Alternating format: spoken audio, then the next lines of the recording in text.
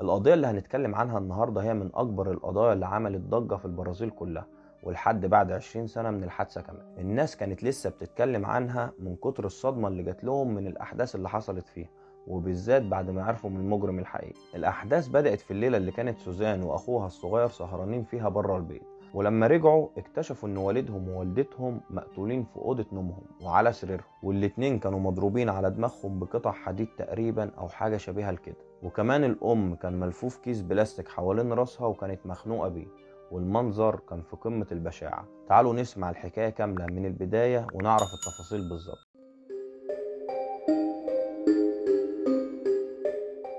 كان في عائلة مكونة من 4 أشخاص. الأب كان اسمه مانفريد ألبرت فون ريتشهوفن، وكان مهندس ألماني، والأم كان اسمها ماريسيا ريتشهوفن، وكانت طبيبة نفسية برازيلية من أصول لبنانية. وكان عندهم بنت اسمها سوزان ريتشهوفن، اتولدت سنة 1983 في البرازيل في مدينة سان باولو، وولد اسمه أندرياس ريتشهوفن اتولد سنة 1987. وحياة العائلة دي كانت ممتازة من جميع النواحي. ثروتهم كانت تقدر ب5.5 مليون ريال برازيلي، وكمان كان عندهم حسابين في بنكين في سويسرا فيهم حوالي 10 مليون يورو. يعني العائلة ديت كانت ثرية جدا ومرفهة لأعلى درجة ممكنة في الوقت ده، وما كانش في مشاكل ما بينهم، وكلهم كانوا عايشين سعداء ومبسوطين. وفي سنة 1999 سوزان كان عندها 16 سنة، وبدأت تتعلم رياضة برازيلية اسمها جوجيتسو، وأثناء تدريبها في النادي اتعرفت على واحد اسمه دانيال كريفر، ومع مرور الوقت الاتنين بدأوا يعجبوا ببعض ودخلوا في علاقة غرامية. فقررت سوزان انها تعرف دانيال على اهلها، والاهل في البداية ما كانش عندهم اي مشاكل وكانوا موافقين على ارتباط بنتهم بدانيال.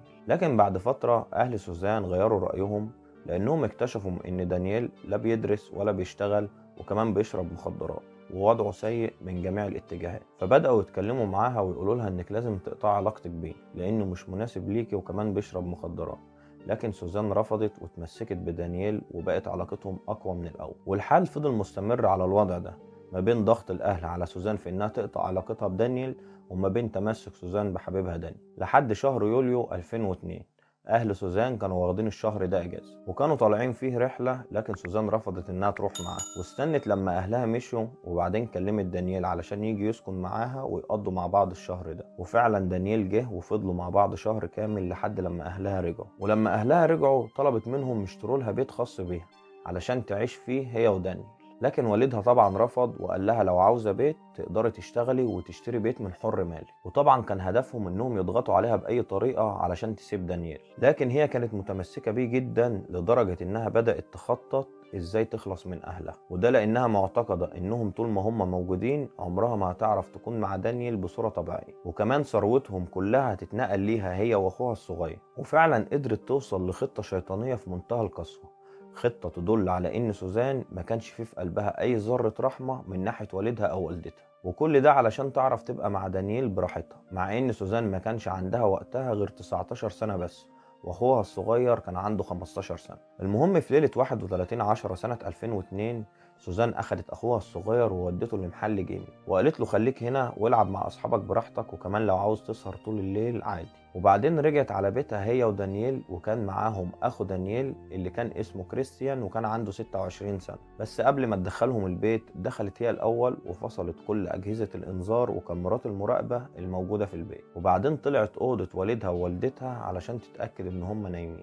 وبعد ما اتأكدت نزلت دخلت دانيال واخوه وطلعتهم فوق للأوضة، وكان كل واحد فيهم ماسك عصا حديد علشان يستخدموها في قتل اهلها. بمجرد ما دخلوا الأوضة بدأوا يضربوهم بالعصا الحديد على دماغهم بمنتهى القوة، والضربات كانت مؤذية جدا لكن ما قتلتهمش. فبدأوا يصرخوا بصوت عالي جدا علشان حد يلحقهم، لكن دانيال جري على الحمام وجاب فوطة مبلولة وبدأ يخنقهم الاتنين بيها، لكن برضه معرفش يموتهم، وده لأن الأب كان بيقاوم جامد. فرجع جاب حاجة زي طبق كبير وفيها مية، وبدأ يمسك دماغهم ويغرقهم فيها الاتنين. وللأسف الأب مات من الطريقة دي، لكن الام ما ماتتش، وما بقوش عارفين يعملوا ايه تاني علشان يموتوه. راحوا جايبين كيس بلاستيك وحطوه على راسها وخنقوها بيه لحد لما مات. وبعد ما اتاكدوا تماما انهم ماتوا طلعوا سوزان عشان تتاكد هي بنفسها، وبعد كده غيروا مسرح الجريمه علشان تبان انها جريمه اقتحام وسرقه، وان اللي كانوا بيسرقوا هم اللي قتلوا اهلها. فسرقوا كل الفلوس اللي كانت في البيت، والورق اللي كان بيقابلهم كان بيرموه على الارض بشكل عشوائي، وبهدلوا البيت كله وخلوا الجريمه اكنها جريمه سرقه تقريبا. وبعدين خرجوا من البيت.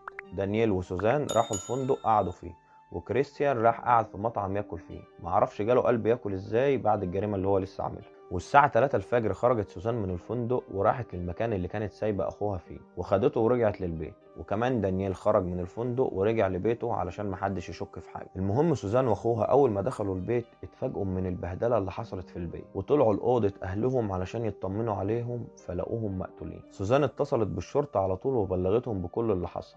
سوزان كانت ممثلة في قمة الروعة، لكن لسوء حظها الشرطة كانت أذكى منها بكتير. المحققين أول ما وصلوا للبيت وبدأوا يحققوا في الجريمة عرفوا على طول إن المجرم من البيت أو على الأقل ليه علاقة بأصحاب البيت، وده لأن أجهزة الإنذار وكاميرات المراقبة مش ممكن تتقفل أبدا إلا من جوه البيت. وكمان البهدلة والفوضى اللي كانت حصلت في البيت ما كانش باين منها إن الغرض كان السرقة. فالمحققين بدأوا يراقبوا سوزان وأخوها وأي حد كان له علاقة بيهم أو بأهلها، بس كانوا شاكين أكتر في سوزان لأنها ما كانتش متأثرة قوي باللي حصل لأهلها. وكمان بعد 3 أيام من يوم الجريمة احتفلت بعيد ميلادها عادي ولا أكن في أي حاجة حصل. المحققين اكتشفوا كمان إن هي ودانيال وكريستيان أخوه كانوا بيشتروا حاجات غالية كتير وبيدفعوا حقها كاش. كل الحاجات دي خلت المحققين يقبضوا عليهم هما التلاتة، وفي خلال أسبوع واحد بس سوزان انهارت واعترفت بكل حاجة، وقصتها انتشرت وعملت ضجة كبيرة في كل حتة في البرازيل، لأن محدش كان متوقع إن واحدة زي سوزان وفي مكانتها وفي وضعها المالي ده تعمل كده. كان عندها كل حاجة هي محتاجاها، وكانت بتدرس في أحسن المدارس والجامعات. أهلها كانوا بيوفروا لها كل حاجة هي بتطلبها تقريبا، وفي الآخر يكون مصيرهم منها كده. الغريب إن في ناس بدأت تتعاطف معاها ويقولوا إنها بنت وعندها 19 سنة، وإن دانيال حبيبها هو اللي دبر وخطط للعملية دي كلها. وكانت نظريتهم إنه كان طمعان في فلوس أهلها، وكمان كان بيحاول ينتقم منهم لأنهم كانوا بيحاولوا يبعدوه عن بنتهم. وفعلا سوزان قالت نفس الكلام ده لما بدأت محاكمتها في 2006، يعني بعد 4 سنين من يوم الجريمة. قالت إن دانيال وأخوه هم اللي ارتكبوا الجريمة وهم اللي خططوا ليها، وإن هي ملهاش أي علاقة أو ذنب، وإنهم كانوا ضاحكين عليها ومستغلينها. وفي نفس الوقت دانيال وأخوه قالوا نفس الكلام عليها، وقالوا إن هم عملوا كده بناء على طلبها. القاضي حكم على سوزان ودانيال بالسجن لمدة 40 سنة بتهمة القتل العمد، وحكم على كريستيان بالسجن لمدة 38 سنة بتهمة التآمر على الضحايا. سوزان بعد ما اتسجنت حاولت انها تطعن في الحكم او تخففه، لكن في كل مرة طلبها كان بيترفض. وفي 2011 اخوها الصغير رفع عليها قضية علشان ياخد حقها في الميراث، وفعلا كسب القضية. اكتب لي في التعليقات رأيك ايه في سوزان، هل فعلا دانيال كان بيضحك عليها وبيستغلها، ولا هي كانت قاصدة وعارفة هي بتعمل ايه بالظبط لكن خطتها ما نجحتش؟